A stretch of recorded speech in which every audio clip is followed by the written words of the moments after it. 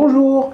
Dans cette vidéo, nous allons voir ensemble la nécessité de construire dans une négociation votre plan B, voire même votre plan C.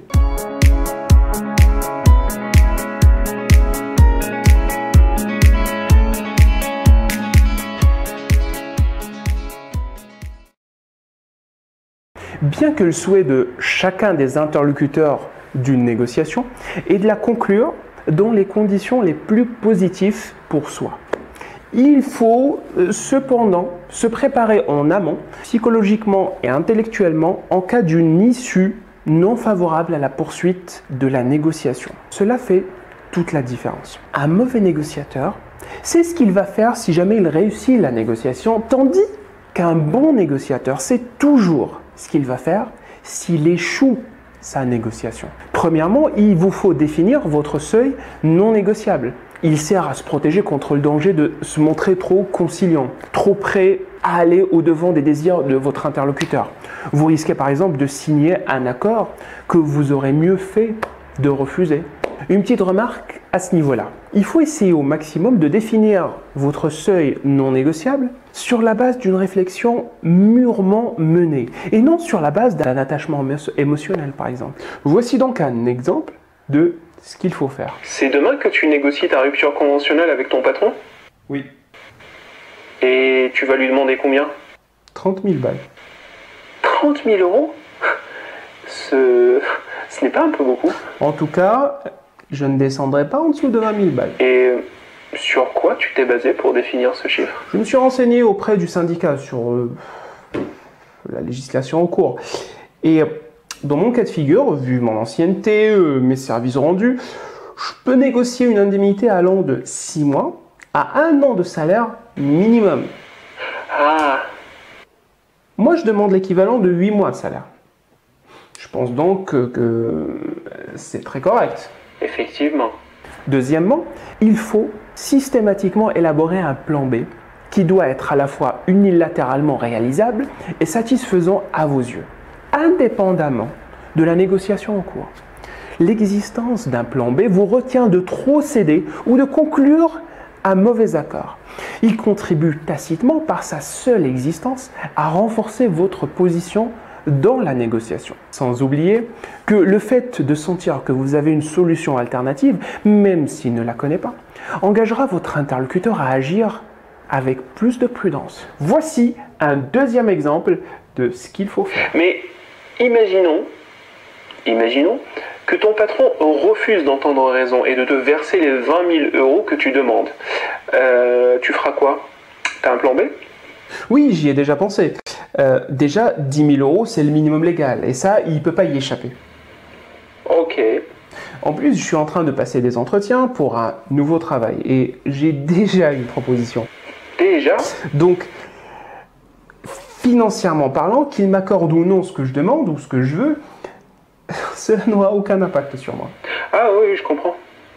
Et finalement, si la négociation du plan A n'aboutit pas, vous ne le vivrez pas comme un échec car vous disposez d'une alternative. Petite remarque, il arrive parfois, même souvent, qu'en développant le plan B, ce dernier devienne plus intéressant et se transforme en plan A. Troisièmement, votre préparation du plan B doit inclure l'étude du potentiel plan B de votre interlocuteur. Car, de la même façon que vous vous demandez ce que vous ferez si l'accord recherché avec votre interlocuteur n'aboutit pas, essayez de deviner comment votre interlocuteur compte agir dans la même situation.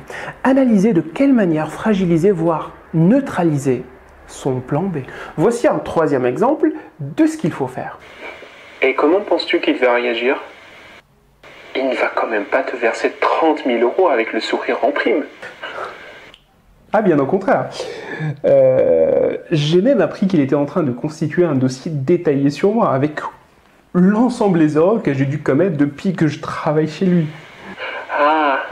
Je pense donc qu'il va me les poser sur la table demain lors de la négociation, espérant ainsi me convaincre de revoir mes prétentions à la baisse. Aïe, aïe, aïe, aïe, aïe. Mais heureusement, je me suis renseigné de mon côté sur un bon moyen de fragiliser son plan B. Et alors? D'après la législation, il n'a pas le droit de me reprocher des choses, des erreurs, ayant plus de 2 ou 3 mois. Donc, rien qu'avec ça, 80% de son dossier tombe à l'eau. Et pour les 20% restantes? Pour le reste, ça ne sera pas suffisant pour constituer un dossier solide pour m'attaquer en justice. Ah, je vois que tu as pensé à tout. Pas forcément tout, mais avant de commencer une négociation, il faut s'arranger pour avoir le maximum d'informations possibles. Sait-on jamais. Quatrièmement, préparez ce que j'appellerais votre plan C, c'est-à-dire l'éventualité où l'issue de la négociation soit positive pour vous, mais que votre interlocuteur risque de ne pas respecter par la suite les termes de votre éventuel accord. Voici un quatrième exemple de ce qu'il faut faire. Ce n'est pas pour faire l'oiseau de mauvais augure, mais imaginons que ton patron laisse traîner les choses pour t'avoir à l'usure. J'y ai déjà pensé aussi. J'ai élaboré un plan C. Carrément.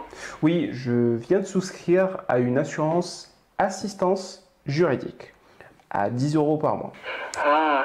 Cette assurance prendra en charge les frais de toute procédure éventuelle en cas de litige. Autrement dit, si mon patron refuse d'entendre raison, je lui enverrai mes avocats qui se montreront, j'en suis sûr, plus persuasifs que moi. Un plan C qui coûte 10 € par mois. Merci d'avoir suivi cette vidéo. Si ce que je vous ai présenté vous a plu, n'hésitez pas à le mettre en pratique, à mettre en pratique le ou les conseils qui vous ont semblé les plus pertinents.